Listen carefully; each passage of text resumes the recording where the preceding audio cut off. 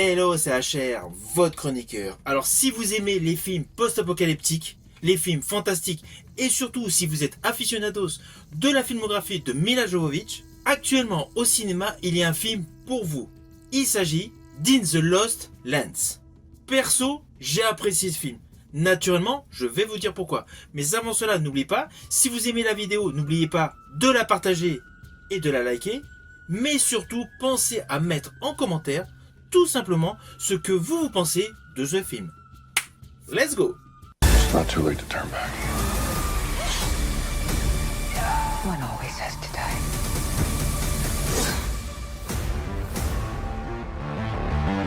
Alors l'ouverture de ce film est assez particulière. Nous découvrons Dave Bautista qui semble s'adresser au public en leur précisant « Je vais vous raconter une histoire ». Et c'est là justement que tout le déroulé scénaristique se développe, avec un pitch assez surprenant. Peu après avoir découvert le personnage de Dave Bautista, Boyce, nous découvrons le personnage interprété par Milla Jovovich, Alice Gray. Oui, dans ce film, elle se prénomme Alice, forcément cela fait écho avec une certaine franchise. Celle-ci est à deux doigts d'être pendue, et comme c'est une sorcière, elle s'en sort assez rapidement.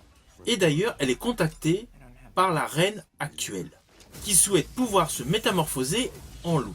La sorcière doit aller dans les contrées perdues, et forcément, elle a besoin d'un mystérieux chasseur.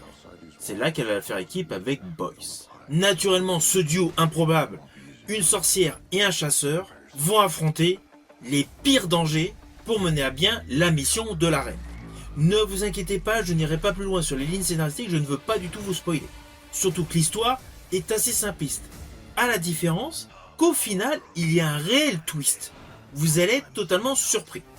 Mais naturellement, je ne vais pas vous le dévoiler. Ainsi, tout au long de ce film, qui avoisine donc les 100 minutes, on est vraiment dans une ambiance pur produit de Paul W.S. Anderson. Vous allez retrouver tout son style de réalisation. Il avait réalisé plusieurs opus de la saga des Resident Evil, et dernièrement, il avait réalisé avec Milla Jovovich Monster Hunter. De ce fait, côté effets spéciaux, on est vraiment dans le même délire. Vous allez voir des trucs totalement fous. Et on va pas se mentir, Milla Jovovich colle parfaitement. Alors oui, c'est vrai que je fais partie des aficionados de la filmographie de Milla Jovovich. Naturellement, je l'ai apprécié dans la saga des Resident Evil, et dans d'autres films de science-fiction, comme Future World. Donc naturellement, le fait de la retrouver dans un nouveau film fantastique, j'ai tout de suite été hypé. Implicitement, je suis allé voir ce film avec déjà un côté positif. Et franchement, je n'ai pas été déçu. Alors oui, il y a un petit peu moins d'action que dans la saga des Resident Evil. Mais il y en a tout de même. Et je rajouterais, il y a de très belles séquences d'action. Ma préférée d'ailleurs concerne un combat dans un bus qui se retrouve au-dessus d'un canyon. Et je vous rassure, ce n'est pas la seule. Alors oui, il y a davantage de lignes scénaristiques. Parce que l'histoire, en fait, bifurque sur pas mal d'arcs narratifs. Il ne faut pas oublier que ce film est une adaptation d'une nouvelle de George W.R. Martin, le créateur de Game of Thrones. C'est pour cela qu'il y a beaucoup de lignes de dialogue tout au long de ce film. Et d'ailleurs, c'est même pour cela qu'il y a le twist final. Alors malgré le côté très sérieux du créateur de Game of Thrones, ce film est un véritable film popcorn. Vous allez tout retrouver dedans. Des mutants, des zombies, des monstres, une sorcière, de la magie, des combats et un climax post-apocalyptique. Ce film est un véritable western post-apocalyptique. Vous allez même retrouver un train qui va faire écho avec le film The Priest. Il y a tout un côté de ce film, In the Lost Land, fait écho à tout un tas de films SF et fantastiques. Celui-ci est un véritable condensé de The Priest, de la saga des Resident Evil et de Mutant Chronicle, essentiellement pour la colorimétrie.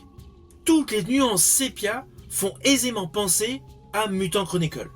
Et ce qui est amusant justement par rapport à la photographie, c'est que suivant les plans séquences, on change radicalement de couleur dominante. Par certains moments, ça va être du bleu foncé pour faire émerger des flammes. Il va y avoir tout le côté sépia, vous voyez d'ailleurs dans la bande-annonce, mais qui est davantage décuplé à l'image, à la manière de Mutant Chronicle. Et il y a tout un côté noir et blanc laissant émerger uniquement quelques couleurs vives comme le Hellboy où a participé justement Mila Jovovich. Ainsi, sur le travail visuel, il n'y a rien à dire. Les effets sont de très bonne qualité et le film est totalement fun. Either.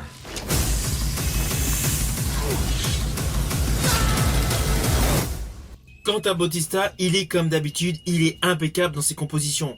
Pourquoi? Parce que tout simplement, il joue ce qui lui correspond. Et là, son personnage, malgré le côté massif, le côté brutal, il y a une profondeur dans son personnage. Ce qui confère à l'ensemble du film une qualité supérieure. Surtout que dans ce film, il participe à toutes les scènes d'action spectaculaires. En plein cœur d'effets visuels totalement époustouflants. Qu'on aime ou qu'on n'aime pas ce film, on est obligé de reconnaître que la qualité des effets visuels est top. Alors oui, l'histoire est assez simpliste, mais ce film remplit tous les critères pour les fans de ce style.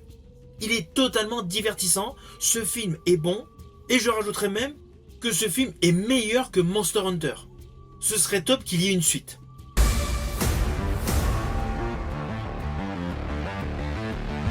So, how'd you like my story?